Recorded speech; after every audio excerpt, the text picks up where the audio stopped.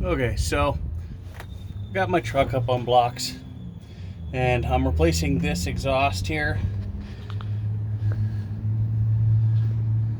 with a smithy pipe. But I've found that they have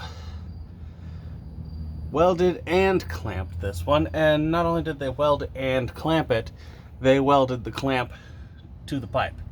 So now I gotta go get my fucking grinder and cut this bitch off, because people are assholes, I guess. Can't believe who the hell welds the clamps to the pipe? I mean, this is gonna be ridiculous, but we'll get there.